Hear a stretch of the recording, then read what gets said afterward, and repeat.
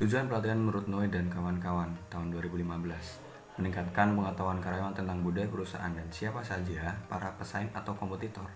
Yang kedua, meningkatkan keterampilan dasar dalam menggunakan teknologi-teknologi terbaru yang dapat membantu dalam pekerjaan karyawan, seperti mesin dan komputer.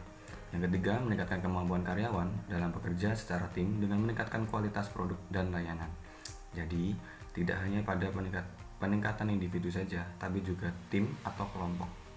Dapat memastikan bahwa budaya perusahaan ditekankan pada inovasi, kreativitas, dan pembelajaran.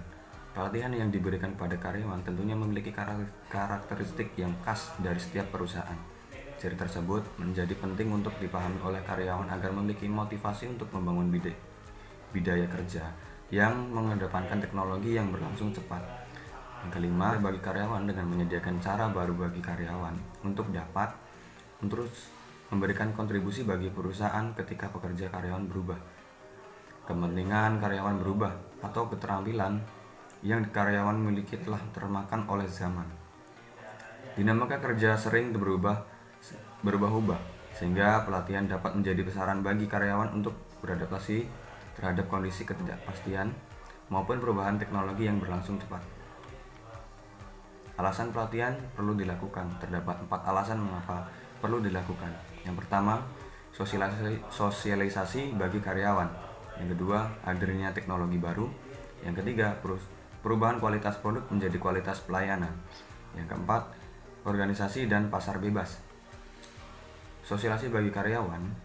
Pelatihan sangat perlu diberikan kepada karyawan, terutama bagi karyawan baru. Karyawan yang baru bergabung dalam suatu perusahaan perlu diajarkan bagaimana cara menyelesaikan pekerjaannya. Sedangkan untuk karyawan yang telah lama bergabung dalam perusahaan, pelatihan dapat menambah pengalaman karyawan yang agar dapat meningkatkan kinerjanya. Hadirnya teknologi baru, kemunculan berbagai teknologi baru membuat karyawan perlu diberikan pelatihan terkait cara penggunaan teknologi tersebut agar karyawan dapat menggunakan teknologi itu dengan baik dan benar. Perubahan kualitas produk menjadi kualitas pelayanan. Perubahan strategi pemasaran dari hanya memperhatikan kualitas produk ke kualitas pelayanan yang diberikan kepada konsumen untuk menuntut perusahaan untuk memberikan pelatihan. Aspek pelayanan menjadi kebutuhan yang harus diberikan kepada karyawan dan memasarkan produk maupun jasa. Keterampilan dalam menghadapi konsumen dan melayani pemerintahan pelangganan merupakan aspek penting yang dapat ditingkatkan dalam pelatihan. Organisasi dan pasar bebas. Pelatihan dilakukan karena semakin meningkatnya persaingan pasar hingga perusahaan perlu untuk mengembangkan keterampilan, pengetahuan, dan sikap karyawan agar perusahaan mampu bersaing dengan kompetitor.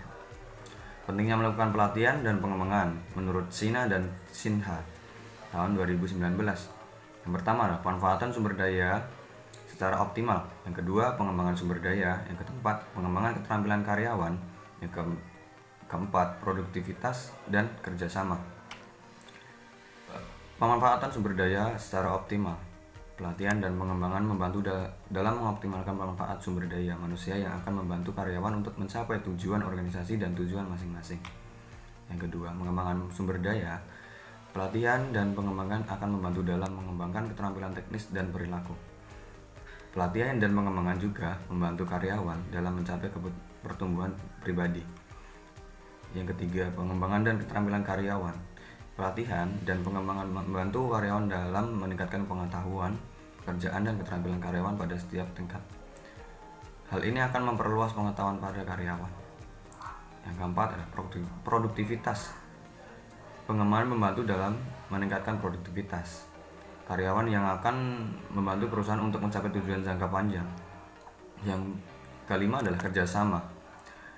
Membantu dalam menanamkan rasa kerjasama tim, semangat tim, dan kolaborasi antar tim. Hal ini akan membantu menanamkan semangat untuk belajar pada diri karyawan. Ini adalah salah satu arti dari pelatihan dan pengembangan menurut tokoh-tokoh yang terkait dalam materi yang sedang saya sampaikan. Sekian, terima kasih. Assalamualaikum warahmatullahi wabarakatuh. Kenalkan, nama saya Maria Vina Burusaragi Tinambunan, NIM 180811154, akan menjelaskan materi teori pelatihan psikologis dari kelas 13 F5, di mana judul materi yang saya ambil yaitu pelatihan, pengembangan, dan pendidikan. Berikut akan saya jelaskan materinya. Pengembangan dan pendidikan. Istilah pelatihan atau training, pengembangan atau development, dan pendidikan atau education sering digunakan dalam menjelaskan hal yang sama. Dan istilah pelatihan digunakan untuk menunjukkan suatu proses ketika sikap, keterampilan, dan kemampuan seseorang ditingkatkan untuk melakukan suatu pekerjaan tertentu. Kemudian pengembangan. Pengembangan merupakan proses pendidikan jangka panjang yang sistematis dengan peserta manajerial yang terorganisasi. Kemudian materi ini terdapat persamaannya. Persamaan pelatihan versi pengembangan. Pelatihan dan pengembangan memiliki tujuan yang sama, yaitu untuk meningkatkan kemampuan karyawan agar lebih efektif dalam bekerja.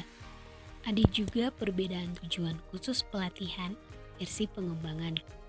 Pelatihan lebih berfokus untuk membantu meningkatkan kinerja karyawan dalam pekerjaan yang karyawan lakukan saat ini. Sedangkan dalam pengembangan lebih berfokus pada mempersiapkan karyawan untuk menduduki posisi yang lebih tinggi dari posisi sebelumnya di perusahaan. Di balik itu ada juga nih perbedaannya dari segi partisipasi peserta pelatihan versi pengembangan. Jika dalam pelatihan, kehadiran peserta lebih bersifat wajib karena pelatihan berfokus pada peningkatan kinerja karyawan dalam pekerjaan yang karyawan lakukan saat ini. Jika dalam pengembangan, biasanya hanya diwajibkan bagi karyawan yang telah teridentifikasi menjadi memiliki potensi manajerial.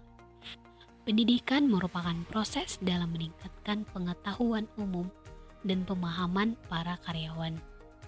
Menurut Sina 2009, tujuan pendidikan adalah untuk meningkatkan pemahaman konseptual topik tertentu.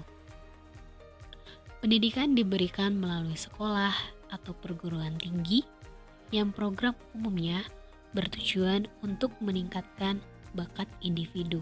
Adapun manfaat pelatihan menurut Janjep dan Basir 2013 bagi individu. Yang pertama, kompetensi karir, yaitu program pengembangan karyawan yang mendorong mereka untuk dapat bertahan di masa yang akan datang dengan keterampilan yang dimiliki sehingga mampu mengatasi berbagai dampak perubahan teknologi.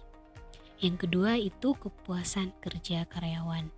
Pelatihan dapat meningkatkan kepercayaan karyawan terhadap organisasinya karena menganggap bahwa organisasi telah mengeluarkan biaya dalam mengembangkan kemampuan dan keterampilan forma kerja karyawan.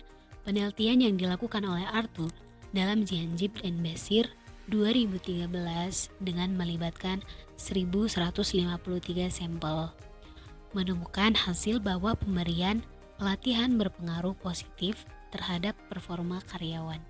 Jelasan manfaat bagi perusahaan atau organisasi.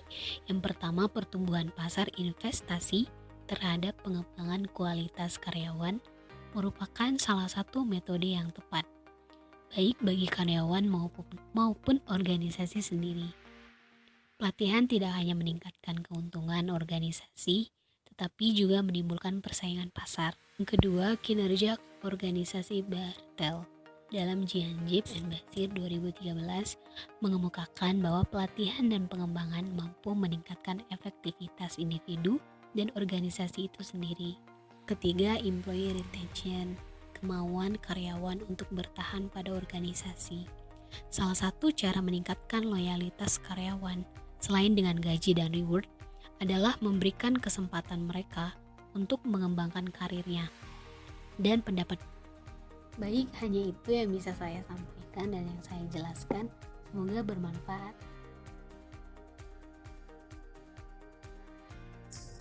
Assalamualaikum warahmatullahi wabarakatuh. Perkenalkan, nama saya Govinda Kendayungan Balkan dan NIM saya 18081058. Di sini saya ingin mempresentasikan tentang pembelajaran orang dewasa. Nah, apa sih sebenarnya arti dari pembelajaran orang dewasa? Nah, pembelajaran orang dewasa tersendiri adalah suatu proses yang menumbuhkan keinginan untuk bertanya dan belajar secara berkelanjutan sepanjang hidup. Apa yang saya dengar saya lupa, apa yang saya lihat saya ingat, apa yang saya lakukan saya mengerti. Confucius. Di dalam pembelajaran orang dewasa terdapat namanya ceramah. Dalam penyampaian pembelajaran lewat ceramah ini seringkali mendapati permasalahan ya. Di sini saya ingin menyebutkan 5 permasalahan ceramah permanen menurut Johnson 1991. Yang pertama, perhatian audien menurun setiap menit yang berlalu. Yang kedua, ceramah permanen hanya menarik bagi peserta di auditoris. Yang ketiga, cenderung mendorong terjadinya pembelajaran dalam kadar yang lebih rendah atas informasi yang faktual. Keempat, mengasumsikan bahwa seluruh siswa memerlukan informasi yang sama dan menumbuhkan atau membutuhkan kecepatan yang sama dalam mempelajarinya. Untuk yang kelima adalah orang cenderung tidak menyukai ceramah. Selanjutnya ialah pembelajaran orang dewasa dalam ceramah lebih disukai oleh orang yang mempunyai gaya belajar auditoris karena gaya belajar ini lebih menyukai penyajian informasi bahasa secara lisannya tentunya. Pembelajar lebih suka mendengar ceramah dan berpartisipasi dalam kelompok atau enggak suka mendengarkan informasi dari audio, terus suka mendengarkan orang bercerita dan suka mengulang informasi. Sedangkan untuk gaya belajar visual adalah gaya belajar yang cenderung menyukai gambaran informasi dengan peta misalnya, grafik, kartu catatan, dan semua itu yang menyebabkan alat indera untuk melihatnya. Jadi gaya visual itu melibatkan panca indera kita untuk melihat sesuatu lalu kita menangkapnya sebagai informasi ya.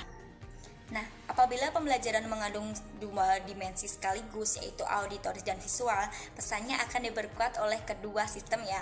Oleh karena itu, kita sebagai pembelajar harusnya menggunakan keduanya. Karena dengan adanya kesempatan belajar yang memenuhi kebutuhan pelajar, itu akan memaksimalkan dan memudahkan kita dalam belajar. Dan gaya belajar auditoris mempelajari dimensi aural bahasa, dan visual mempelajari tentang visual bahasa. Untuk merangsang kedua gaya belajar ini, kita sebagai pembelajar harus melakukan aktivitas pembelajaran yang dapat memacu bervariasinya sehingga dimensi dan aural bahasa dan visual bahasa ini dapat kita aktifkan secara bersama. Dengan itu, pembelajaran kita akan maksimal. Sekian presentasi saya tentang pembelajaran orang dewasa. Ada kurang mohon maafnya. Sekian dan terima kasih. Wassalamualaikum warahmatullahi wabarakatuh.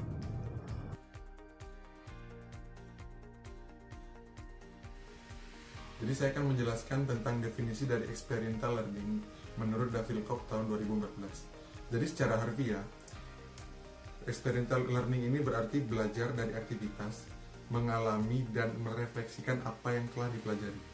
Experiential ini bukan sekedar mendengarkan, tetapi lebih pada mensimulasikan situasi pada kehidupan nyata. Misalnya pada field trip, bermain peran, atau berpartisipasi dalam permainan atau game. Dalam experiential learning juga melibatkan tubuh, pikiran, perasaan dan tindakan. Oleh karena itu, merupakan pengalaman belajar pribadi yang lebih utuh. Saya akan menjelaskan tentang tujuan experiential learning.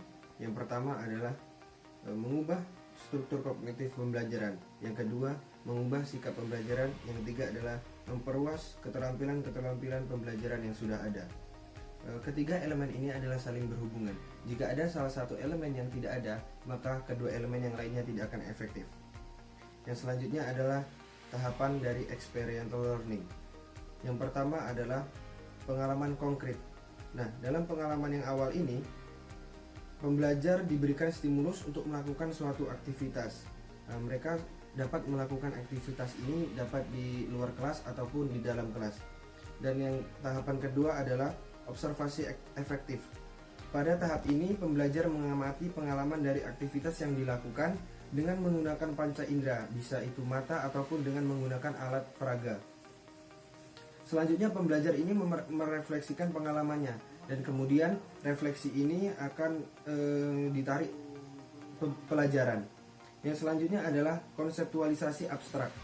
Setelah melakukan observasi dan refleksi, maka dalam tahap pembentukan konsep pembelajaran mulai mengkonseptualisasikan sebuah teori atau model dari pengalaman yang diperoleh. Nah, untuk tahapan yang terakhir adalah eksperimentasi aktif. Pada tahapan pembelajaran ini, pembelajar itu mencoba untuk merencanakan bagaimana menguji suatu kemampuan teori ataupun model. Seperti contoh seperti ini. Ketika siswa belajar matematika, siswa itu tidak hanya mengerti tentang asal-usul dari sebuah rumus, tetapi siswa juga sudah bisa untuk menggunakan rumus itu digunakan untuk memecahkan suatu masalah. Jadi saya akan menjelaskan tentang 4 gaya belajar dari Kolb. Jadi yang pertama itu asimilator, yaitu kombinasi dari berpikir dan mengamati. Jadi pada gaya belajar ini memiliki kelebihan dengan memahami informasi, kemudian merangkum dengan format logis, singkat, dan jelas. Jadi saya mengambil kasus seperti misalkan saya ketika di materi pembelajaran di kuliah, itu dari dosen itu menjelaskan secara penuh, dan saya merangkum secara padat, singkat, dan jelas dari rangkuman keseluruhan. Kemudian yang itu ada converger. Jadi converger ini kombinasi dari berpikir dan berbuat. Jadi pada gaya ini memiliki kelebihan dari fungsi praktis dari berbagai ide dan teori. Dan dari gaya belajar ini, mereka itu melakukan pemecahan masalah dan pengambilan keputusan itu sangat baik. Dan ide dan teori yang diterapkan dalam gaya belajar ini sangat bagus.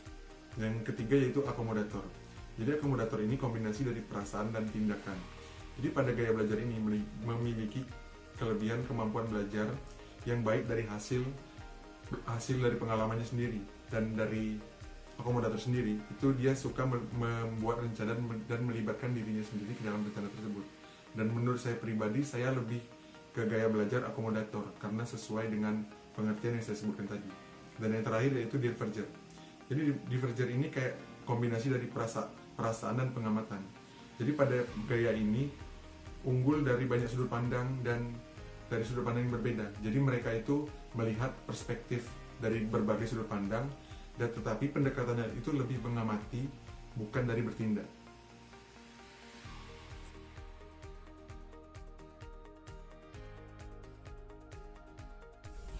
Assalamualaikum warahmatullahi wabarakatuh. Halo semuanya, perkenalkan nama saya Dela Zahroh Yuni, NIM 18081512 dari kelas Praktikum Pelatihan Psikologis 13F5. Di sini saya akan menjelaskan sedikit tentang komunikasi efektif. Yuk disimak. Baik, pertama-tama kita harus mengetahui terlebih dahulu apa itu pengertian dari komunikasi. Menurut Dweck dalam Wijaya, komunikasi merupakan proses pertukaran informasi serta pemindahan pengertian antara dua orang atau lebih dalam suatu kelompok kecil. Selain itu, menurut Berelson dalam Riswandi 2009 menyatakan bahwa komunikasi merupakan suatu proses penyampaian informasi, gagasan, emosi, keahlian, dan lain-lain dalam bentuk simbol-simbol seperti kata-kata, gambar, angka-angka, dan lain-lainnya. Bagaimana komunikasi dapat dikatakan komunikasi yang efektif? Menurut Tubbs pada tahun 1996, komunikasi itu efektif apabila orang berhasil menyampaikan apa yang dimaksud. Dalam hal ini contohnya adalah ketika dua orang sedang melakukan komunikasi, kemudian penerima pesan dapat menerima pesan dengan baik, maka komunikasi tersebut dapat digolongkan sebagai komunikasi yang efektif. Nah, menurut teman-teman, apa sih sebenarnya tujuan dari komunikasi? Menurut Lestari pada tahun 2003, komunikasi mempunyai tujuan, yaitu supaya yang kita sampaikan dapat dimengerti, memahami orang lain, supaya gagasan kita dapat dipahami oleh orang lain, dan menggerakkan orang lain untuk melakukan sesuatu. Kemudian, menurut Robin pada tahun 2002, komunikasi mempunyai 4 fungsi utama.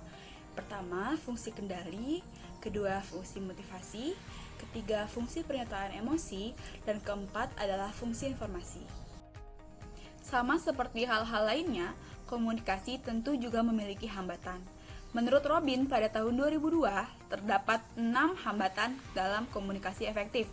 Yang pertama adalah penyaringan atau filter, yang kedua adalah persepsi selektif, yang ketiga adalah gaya gender, yang keempat adalah emosi, yang kelima adalah bahasa, dan yang keenam adalah petunjuk nonverbal. Baik, di sini saya akan memberi contoh tentang perbedaan bahasa yang menjadi hambatan komunikasi efektif. Contohnya adalah kata gedang. Dalam bahasa Sunda, gedang memiliki arti pepaya, sedangkan dalam bahasa Jawa, gedang memiliki arti pisang.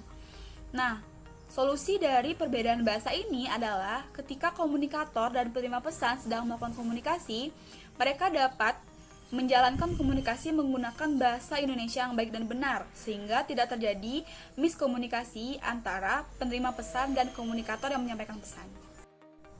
Menurut Lestari, pada tahun 2003, terdapat 5 aspek yang harus dipahami dalam membangun komunikasi yang efektif.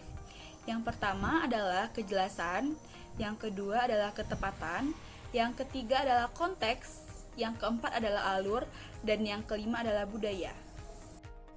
Komunikasi yang efektif dapat diukur melalui 5 aspek menurut Tubbs dan Moss pada tahun 1996. Yang pertama adalah pengertian, yang kedua adalah kesenangan, yang ketiga adalah hubungan sosial yang baik, yang keempat adalah mempengaruhi sikap, dan yang kelima adalah mempengaruhi keadaan. Dari aspek yang pertama yaitu aspek pengertian, di mana penerima pesan dapat memahami isi pesan yang disampaikan oleh pengirim pesan. Kemudian aspek yang kedua yaitu kesenangan, artinya komunikasi yang dilakukan dapat menjadikan hubungan antar individu menjadi hangat, akrab, dan menyenangkan. Kemudian yang ketiga adalah hubungan sosial yang baik, artinya komunikasi yang dilakukan dapat memenuhi kebutuhan-kebutuhan sosial sehingga dapat mempertahankan hubungan yang memuaskan dengan orang lain.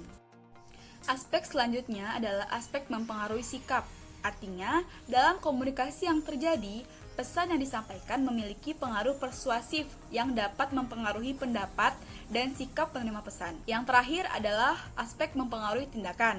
Artinya, komunikasi yang dilakukan dapat melahirkan tindakan-tindakan nyata sesuai yang dikehendaki oleh sang komunikator. Oke, baiklah, mungkin penjelasan singkat ini yang saya dapat sampaikan. Lebih dan kurangnya mohon maaf. Terima kasih. Assalamualaikum warahmatullahi wabarakatuh. Assalamualaikum warahmatullahi wabarakatuh. Perkenalkan, nama saya Iwan Gustirana, NIM 17081784, kelas 13 F5. Sini saya akan membuat video tentang asesmen dan desain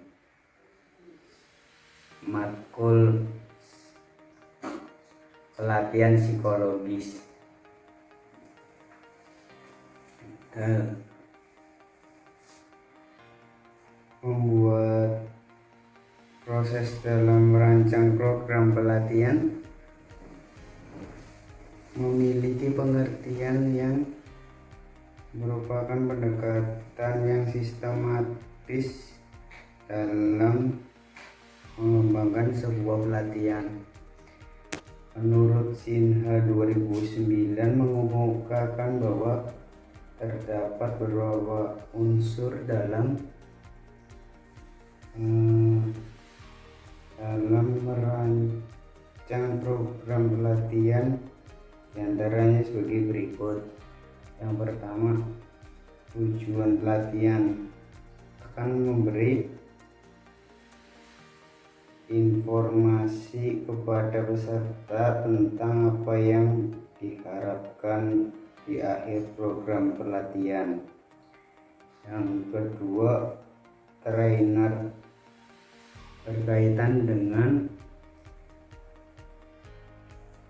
harus menganalisis keterampilan teknisnya, interpersonal, dan penilainya keterampilan.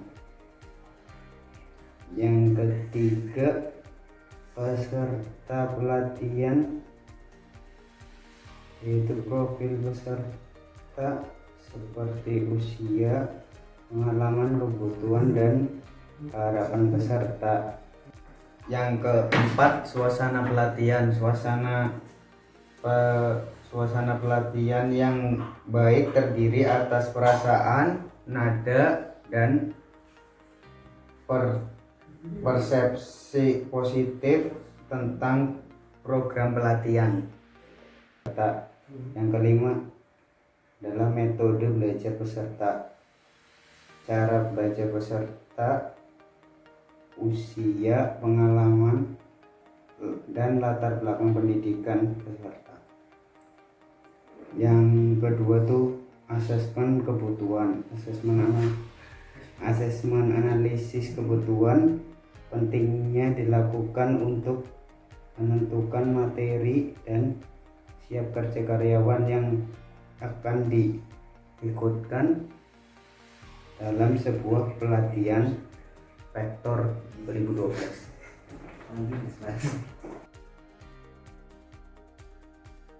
Assalamualaikum warahmatullahi wabarakatuh. Perkenalkan, nama saya Elina Jian Gemalasari, NEM 18081385.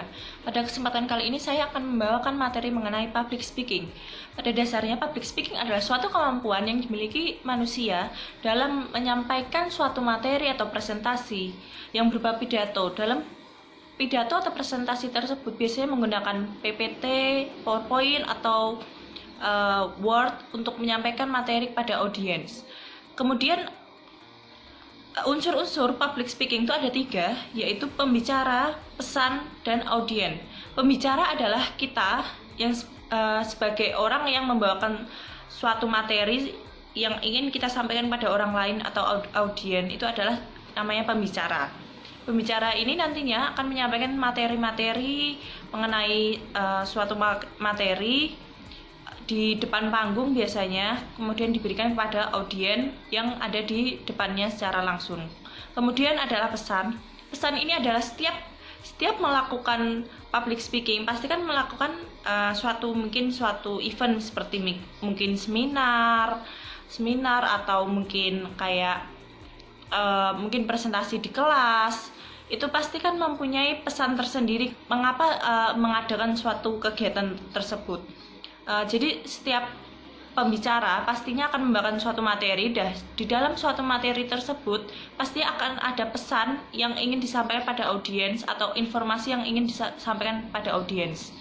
Kemudian ketiga itu adalah audien. Audien itu adalah orang yang menyaksikan kita sebagai pembicara, menyaksikan materi yang diberikan tersebut. Itu adalah audiens.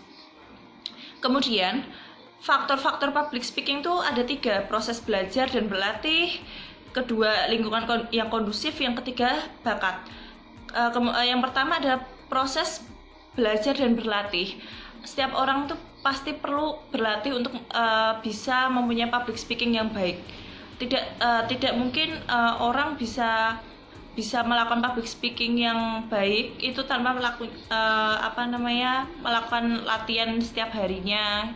Seperti harus berlatih terus-terusan. Mungkin dia melakukan public speaking yang pertama dia mungkin grogi, kurang maksimal, kemudian di pertemuan berikutnya dia melakukan public speaking lagi, bisa bertambah lagi kepercayaan diri dan seterusnya sampai menemukan titik puncak dia bisa enjoy untuk melakukan public speaking depan umum. Kemudian lingkungan yang kondusif itu adalah juga, kalau lingkungan pada saat kita melakukan public speaking itu adalah yang rusuh, yang berisik, itu akan mengganggu konsentrasi kita dan kenyamanan kita.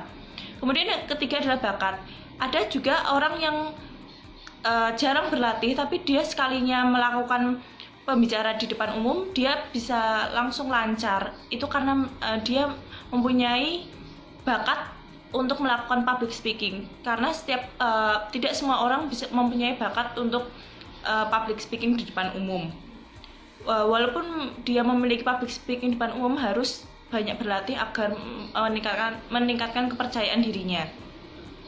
Kemudian faktor-faktor public speaking yang baik itu, kita tuh harus melakukan permulaan. Kita harus kayak halo semuanya, jadi harus memperkenalkan diri yang baik. Kemudian dalam menyampaikan materi harus jelas dan harus singkat, karena waktunya itu hanya terbatas. Jadi kita harus menyampaikan materi itu secara singkat, jelas, dan tepat. Tetapi pesan yang ada dalam materi tersebut sudah tersampaikan pada audien. Kemudian kita harus jangan menggunakan bahasa yang kaku, harus menggunakan bahasa sehari-hari yang mudah dimengerti oleh audien kita. Jadi audien tidak bingung dengan arti kata tersebut yang belum mereka tahu. Kemudian bisa menarik mereka dengan kayak ngajak games atau tanya jawab, jadi biar tidak boring. Jadi biar bisa berjalan dengan lancar, dengan aktif, kondusif tanpa ada yang jenuh. Itu bisa melakukan kayak tanya jawab atau games. Jadi jangan terlalu kaku untuk menarik audien biar bisa memperhatikan kita dari awal sampai akhir.